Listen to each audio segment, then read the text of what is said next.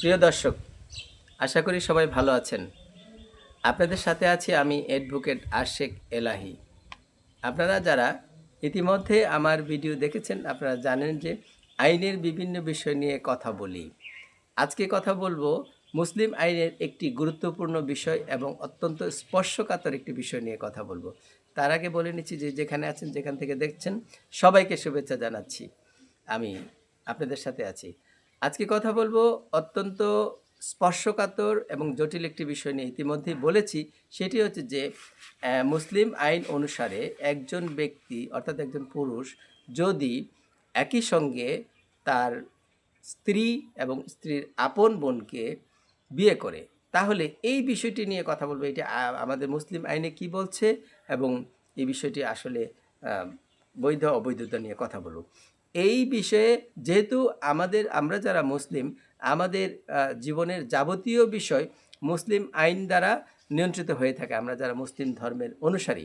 এই ক্ষেত্রে এই বিষয়ে বিবাহের বিষয়ে পবিত্র কোরআনের সূরা আন-নিসার 23 নম্বর আয়াতে এই বিষয়ে বলা হয়েছে যে একজন ব্যক্তি বা একজন পুরুষ একই সঙ্গে তার স্ত্রী এবং স্ত্রীর আপন বোন, অর্থাৎ আমরা যেটা পরিভাষায় বলে থাকি শালী, এই শালীকে বিবাহ করা হারাম বা নিষিদ্ধ বা গুনার কাজ।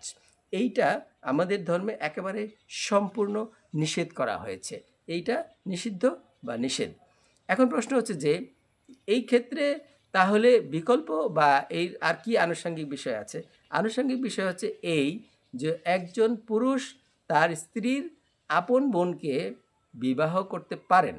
কখন সেটা? সেটার একটি সময়, সেটি হচ্ছে যদি কোনো কারণে কোনো পুরুষের তার স্ত্রীর সঙ্গে বিবাহ বিচ্ছেদ হয়ে যায়, অর্থাৎ তালাক বা ডিভোর্স হয়ে যায়, এবং সেই তালাকের পর ইদ্যৎকালীন সময় পার হওয়ার পর, অর্থাৎ 3 মাস 10 দিন অতিক্রম হওয়ার পর তিনি তার স্ত্রীর যে আপন বোন রয়েছেন তার সঙ্গে বিবাহ বন্ধনে আবদ্ধ হতে পারেন। এটি একটি বিষয়। দ্বিতীয় যে বিষয়টি রয়েছে সেটি হচ্ছে যদি কখনো কোনো কারণে অনাকাঙ্ক্ষিতভাবে কোনো ব্যক্তির তার স্ত্রী, তার বিবাহিত স্ত্রী যদি মৃত্যুবরণ করেন, সেই ক্ষেত্রে মৃত্যুবরণ করার পর সেই পুরুষ তার বিবাহিত স্ত্রীর আপন বোনকে তখন তিনি বিবাহ করতে পারেন। এই অর্থাৎ স্ত্রী জীবিত অবস্থায় কোনো অবস্থাতেই তার যে আপন বা সহোদর বোন রয়েছে সেই বোনকে একজন পুরুষের পক্ষে একই সঙ্গে বিবাহ করা সম্পূর্ণ নিষেধ বা হারাম।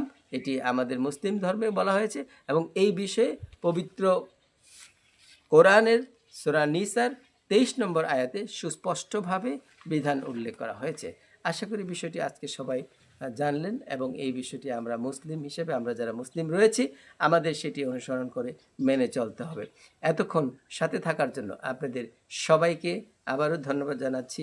ভালো থাকবেন।